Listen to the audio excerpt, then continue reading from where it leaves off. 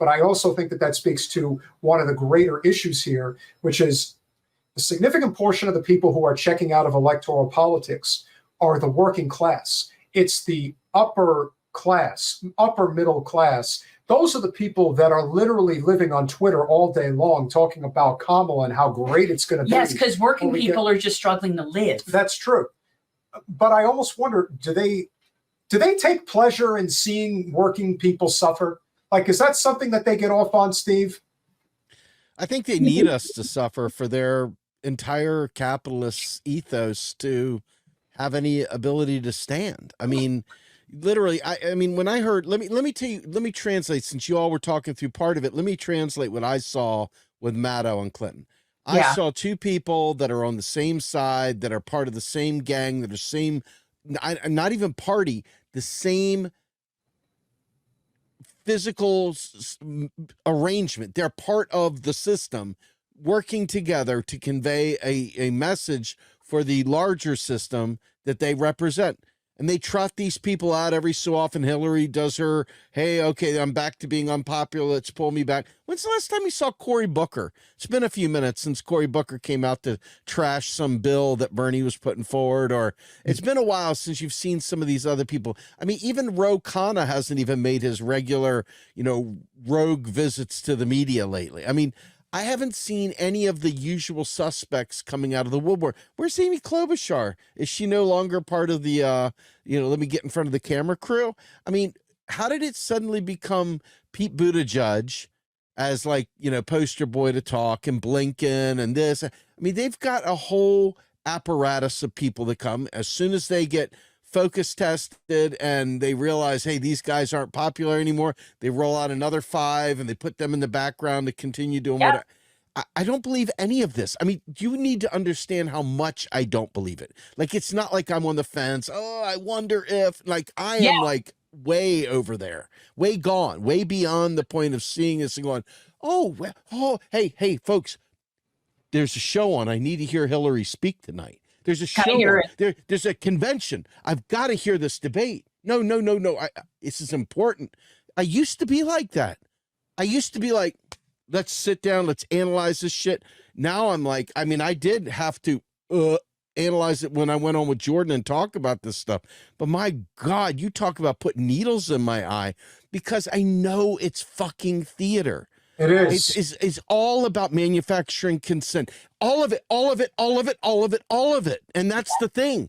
It's like, and if you keep holding out hope that they're doling out their little bananas worth of fucking hope that you, oh yeah, Kamala, it's got to be better than Trump. No, you just don't understand. She's doing a tax credit in small business loans. Yes. And so I'm at this point now where when I hear this stuff, it's not, like, I feel bad because I come on shows like this and, you know, I was going to go on with John Kiriakou tomorrow, but I can't. I mean, just different times where, and they want to talk about these things. And I think they really want to have a real good discussion about it. And I'm like, guys, it's fucking fake.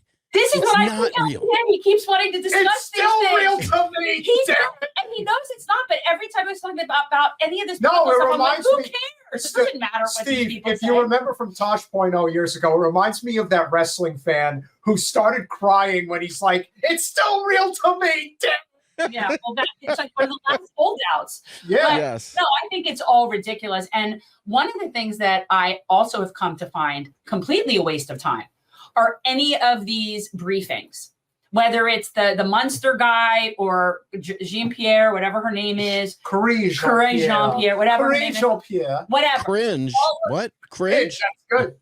That's all good. of these people that are doing that, first of all, they just completely lie. They don't answer questions. I actually feel like it's a complete waste of every journalist's time in that room to even be there. I don't understand why they show it. I don't understand why they go. I don't understand why someone like Ryan Grimm even would sit there and ask a question. First of all, even if they answer you, they're going to lie. What difference does it make what you say? See, there is the rub right there. Stop right there on Ryan Grimm. Yeah. Ryan Grimm, I interviewed him one time, a long time ago. And look, the guy does good work like 80% of the time. It's the other 20% where he lends credibility to this fraud They all do, because otherwise you don't get invited into the room. Well, that's my point. Like, so it's like, even if he's the best guy, good at Parcheesi, decent at the Texas two-step, maybe a good bowler even, maybe a good dad someday. I don't know. But the bottom line is that what he's selling you half the time is bullshit, because of the fact that he needs access to be able to do what he does. And everyone in that room. That's the point. Absolutely. Yes. And so every time I hear these things, I just go, God damn, we need to really, really build completely outside of this. Yes. I don't want to talk. I don't want to keep giving airtime to electoral politics when I feel fundamental. But what's happening, and this is the problem, it's like little teardrops on the brain of people to keep it alive. It like keeps the bullshit alive. Instead of saying, guys, if you think I'm wrong, tell me how your vote went to enable a genocide. Just hook me up, hook a brother up. Tell me when you voted for genocide. Tell me when you voted for Kamala Harris to be your nominee. Oh, wait, that's right. They're a private corporation that has no responsibility whatsoever. Your great state of Florida federal court threw this shit out back when Jared, oh my God, what the hell's his name? Jared and his wife, they did the DNC lawsuit in Miami. You're talking about in Miami. The attorneys. Yes. And so bottom line, we know this is a fake fucking game. It's bullshit in the chef's salad. And that's why when Bernie talks, it's so funny to look at what AOC did back when she said, and there's a great quote, folks. This is the only, back when I had an ounce of hope, the thing she said that sparked me up was, I would rather be a one-term congressperson and be dead serious for one term. I can achieve more in one term than somebody over 10 years that's just trying to make a career of it. Well, lo and behold, girlfriend has become the epitome of careerist, of sellout, of worthlessness. And watching Bernie Sanders, who, if you remember, let's see those transcripts. And then all of a sudden he got called to the principal's office and Obama talked to him. After that, Bernie hasn't been the same since then. Everything about Bernie Sanders, and I'm not telling you he was ever anything other than that. Maybe he was legitimate. And maybe the word from above was like, nope, we don't do legitimate shit anymore. We only do this fake shit. You're off script. Get online or we're going to find a way to move you out. I don't know. I have no idea. And that's the thing. I don't need to understand everything. No. I don't need to dig down the rabbit hole and know about the bloodlines and this. I don't need to know it. I don't fucking need to. All I need to know is that it's bullshit. It's theater. And that the path forward is we, the people, uniting outside of it, no longer watching these shows, no longer giving airtime to the shit. Start giving airtime to things that matter, like really, truly building institutions outside of building power together. Educate. Do you realize? Let me tell you the worst thing about it. See, I made the mistake of understanding theory. I made the mistake of reading history. I made the mistake of reading not the CIA version of history. I made the mistake of going through all these different paths, and now I can't hear the things they're saying anymore in the same way. I fucked myself up. I could have been a good mensch and just driven along through stupid lane, and I'd have been fine. But instead I learned, and as a part of learning, you realize, oh shit, I can't listen to this crap anymore. But the problem is most people don't crack the spine of a book because they're tired, they're exhausted, they're running rampant, their lives are freaking in Shatterville. They've got more responsibility than ever. They've got less money coming in to meet those needs, and they're living in fear. And so they just do what they do because they become somewhat domesticated cattle. They have become cattle for this system. And when you realize you don't want to be that, it's incredibly hard to wake up in the morning. It's incredibly hard to go through the day. Because, like, how do I exist in a world that's full of shit? How do I exist in a world that is just complete? But I cannot go along with the narrative any longer. You know what I mean? Like, that's where I'm at. But what I will say is that I think this is a different time now. I do think that there are a lot more people that are joining your side of thinking. I hope so, because I see it like this. I said this to him, there's only three kinds of people. There are people that are part of empire that are purposefully trying to do what they're doing. There are people that are revolutionaries that are fighting against it. And then it's all the tools in the middle. And the goal is to get more of those tools to convert over to revolutionaries before the end of existence. It's like a whack-a-mole game. Well, so let's talk about that for a minute, right? See, I'm sitting there talking to a good friend that runs a media company who I've done business with, who I like a lot, actually. I'm not going to mention his name because I think he's a good guy. I think he's just misled. But every time I talk to him about what I'm saying, he goes, so what are we going to do, a Bolshevik revolution? Are we going to do some violent thing? Are we going to break Stalin? It's always reverting to this tropism, this red bait bullshit, right? It's like, dude, crack the spine of a book. Stop reading CIA propaganda. First of all, like we can talk about Russia if you really want to. We could go down the history lane if you really need to. But why not start thinking a little differently today? Why not start asking yourself, if I don't unplug from this, if I don't make a different decision, what happens to my children? What happens to the planet? Because think about it, if we have an existential climate crisis, just pretend like we do, right? Pretend like we got an existential climate crisis that only a Green New Deal will save us from, right? And now you don't hear anything about it anymore at all. I don't hear the MMT scholars talking about a Green New Deal anymore at all. I don't see them talking about Medicare for all really at all. Because why? Because they're in bed with Kamala Harris. They're in bed with the Democratic Party. But to their credit, they think that there's a pathway for them to influence policy by being in the party like this. I'm like, you know what? I don't buy it. Sorry, gang. This is where we go our separate ways. I thank God for teaching me MMT, but guess what? MMT, the thing that matters about MMT, you've got to have agency in your political system for it to impact policy. We don't have agency. No. Anybody that tells you we do is a fucking liar. Okay? They're a fucking liar. Not just a liar, but a fucking liar. Okay? And so when you start recognizing that every time I tell you about, hey, maybe we can pull Kamala to the left, maybe we can, we can get her to buy in. No, really, seriously, we just got to defeat Donnie Tiny Hands. Every time I hear that, I say, my God, we don't have a climate crisis that's going to be solved by these idiots. We don't have healthcare ever coming to us because all they can do is focus on Trump derangement. We can't do anything.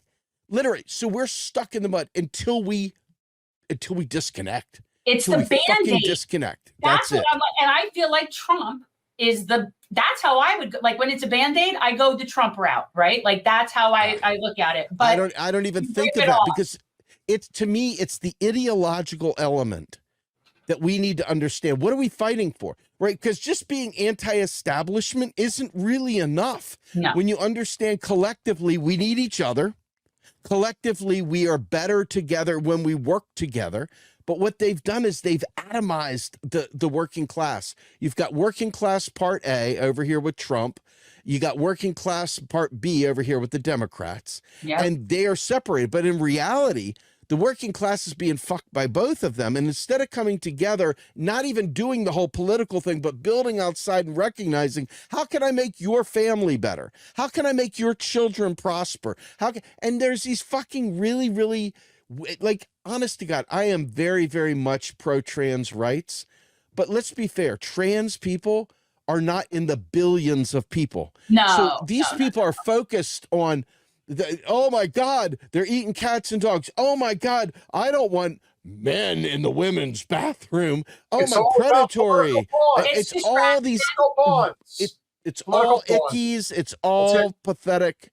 And what they've done, though, by doing it that way, is they've literally created a wedge so deep that the idea of the working class ever revolting against the capital order it's foolhardy because there's always a caretaker on both sides. There's always bootlickers that run interference between the revolutionary left, the revolutionary working class, and the people that are stuck fucking around in the establishment, telling everybody, "Oh, what do you want? Oh, what do you? Those are the What are you tools. woke?" Exactly. Those are the tools. We've got to recognize the fact that at this point in time, this system cannot be reformed. No. And we'll build a better society. But the truth is, we are up against people that can detonate fucking cell phones in your ear. We're up against people that can take a drone and bomb you. We're up against people that monitor our this stuff that we're doing right now, monitored for sure. We're up against everything that's surveillance that is on top of us like crazy. So we've got to really be fair and real. I'm not going to run face first into a howitzer. I'm not going to run face first into a freaking buzzsaw of a tank. I'm just not going to run face first into a nuclear bomb. We've got to be smart, and that's the problem. Everybody wants to jump. They don't want to organize. They don't want to build. They don't want to think about things differently. They just want to do the thing they've always done, and that's just vote. They just want to vote and be done with it. And the problem is, it isn't going to work. No, What's and that? we've been intentionally sold that. We've Absolutely. been sold that mindset, and the people don't know to even look outside of it. And it's very scary. And one thing I just want to say about you were saying, like, there is this darkness that has been hovering over everything, very much so since October 7th. And for me, it's also very personal because it isn't just, oh, I live amongst genocidal people politically. I apparently live amongst them actually. Like in people that I know. And so it's been a very, very like dark thing. But one thing before you go that I want to just tell you that's been pissing me off. I am so tired of them all talking about their tax dollars. And the problem is these are the good people because they're right. We don't want to be paying and spending our resources to go be bought. Like the concept is 1,000% correct. And I cannot tell you the amount of people that I have to correct and saying, look, but it's really important that we don't use that language because it's really creates this austerity narrative. And I go into this whole thing, but can I do that once before I go? Can I give that real quick before I go? Because I do need to go, but I do want to say this. The reason why it matters that you not say my tax dollars are paying for bombs to Israel. My tax dollars are paying for her abortion. My tax dollars are paying for her, so-and-so's trans operation. My tax dollars are paying, first of all, because number one, it's not true. Okay. Right. Let's start there. It's not true. But number two, once you understand that the federal government is spending money into existence and that your taxes are only there to make you need the currency. So in other words, you can't pay your taxes in anything but the currency. So you got to do something to get the currency to pay the tax. And that's how they snare you. It's the tax. It's not that they spend your tax dollar. It's that they literally delete it and throw it away like a coupon for Sbarro's. Hey, I got a 50% off coupon at Sbarro's. I'm going to take it to Wendy's and spend it at Wendy's. And Wendy goes, I don't have faith in Sbarro coupons. So then, you're going back to Sbarro's. You get a slice of cheese and a small orange soda or whatever cheap people do. And so at the end of the day, so, but the point is that when you realize that they could literally right here, right now, literally make every one of us whole. They could ensure every one of us has a good job. They can make sure every one of us has a house. They can make sure every one of us has good, nutritious food. They can make sure every last one of us has transportation to wherever we need to go, that families are together, that families are strong for real. They could do anything they want to rebuild communities, but they don't do it. And they make you think that it's going to be your donations to them and your involvement in them and all this other shit. Folks, the reason why taxpayer dollars is bullshit is because it is bullshit. They are literally spending all that money to Israel, fresh, brand spanking new money to Israel. And they're taking your tax dollars and deleting them because that's think about it. Oh my God. When you go to the movies and you buy a ticket for the movie theater, The movie theater's like taking your ticket, but they're only taking it to rip it up because it's already done its job. They're not taking it because they're going to run out of movie tickets. Oh my God, we need more movie tickets. They just print more in the movie ticket business, or they just keystroke them in electronically and you scan it. It's the same fucking thing as the US dollar. And people, oh no, Steve, you're wrong. My hard-earned tax stuff. Shut the fuck up. That's not true. And once you realize that to people, now I'm sitting there and doing that to people. Stop saying it's your tax dollars. Yes.